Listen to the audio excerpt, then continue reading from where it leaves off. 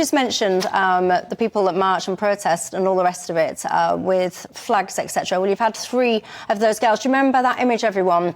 Those protesters were walking around with those parachute images on their backs and also on one of the placards. I'll bring that image up as a reminder for you. Well, anyway, they have just been found guilty under terrorism rules, basically, because it was deemed that they were expressing support for a banned terrorist organisation. Hopefully that sends a very stern message to people to consider their behaviour, perhaps, when they go on these protests. Now, a topic that I just touched upon at the top of the programme, one of my viewers, George, has got in touch saying he's absolutely appalled with me that I had the sheer audacity to ask a question about it. I'll tell you what I'm referring to. You just heard Lord Cameron there. He was in the House of Commons today and he was exploring the possibility, perhaps, of transferring some children from Palestine into British hospitals for help. Now, I need to make absolutely clear here, it is absolutely heartbreaking,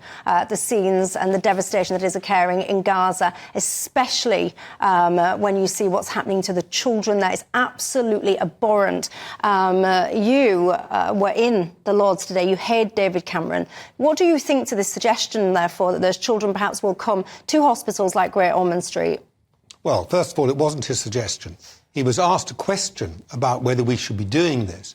And his answer was that his preference by far was that children should be treated medically. We should be giving help to them for the medical treatment of children on the ground in Gaza, as close to the scene of their homes as possible. That was the right thing to do. And then he said, of course, there may be some occasions in the past where a small number probably need that long and difficult journey to Britain in order to be rescued. We've done that on a few occasions in the past. He doesn't rule that out, but he made it absolutely clear that was not his preference. The majority of children need to be helped where they are, with their parents, with their families, in medical facilities there, including the field hospitals that have been set up. What do you think, Tom? I think we should extend that compassionate arm around these child victims of war, wherever they exist. And Britain has a proud history in doing this. And indeed, Great Ormond Street, during the Syrian conflict, Iraq, you can go back decades, and Great Ormond Street has been that kind of refuge and has helped child victims with the most horrendous injuries. And I think we should remember, yes, it's part of our National Health Service, but people from all around the world donate to the Great Ormond Street Hospital, and it is a world-class hospital. And I think it's right that for a small number of victims can come here and get that world-class treatment. Now, at the risk of further upsetting George, the viewer, who was appalled by me when I had the audacity to even float this for consideration, I am going to kind of probe this a little bit more, because I have all the empathy in the world, especially with child victims of war. They're innocent victims in this. I mean, obviously, the key here would be to stop that bombing campaign, to try and do what we can to create peace in some of these areas. That would be the key priority. But anyway, let's just park that for a second. I've also seen the flip side of this, however. I've been a mum that's had a little baby on waiting lists for medical assistance in Children's Hospital. It is a deeply anxious time. It's life-impacting when you're waiting for the access to that care. You can't get it because of waiting lists and availability and all the rest of it. And there will be so many children in this country who are on those waiting lists. And I know you're both referencing we've helped out before and all the rest of it. But our current situation in the NHS is dire.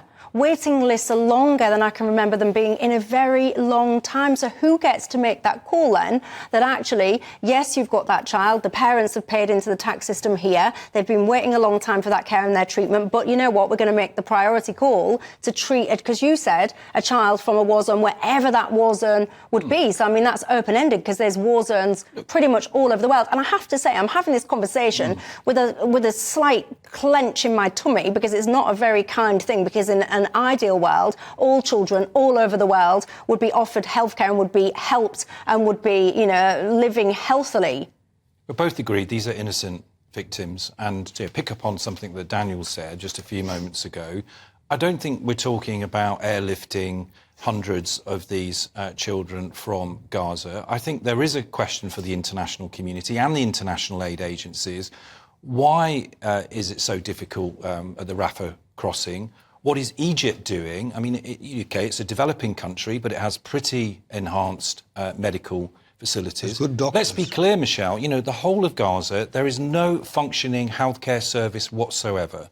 And we have previously, for these really life-threatening, life-changing injuries, airlifted these child victims of war to the UK to give them treatment, and they've gone back when things have settled down. Well, what do you think to it all at home? Do you think, like my viewer George said at the start, do you think it's even abhorrent to even have this conversation? Do you just think it's an absolute given that if a child needs help, whoever and wherever they are in the world, the NHS steps up and offers it to them? Your thoughts on it all? Of course, in an ideal world, I would like to see any child anywhere getting the health care that they require. But unfortunately, we're not in that ideal world, are we?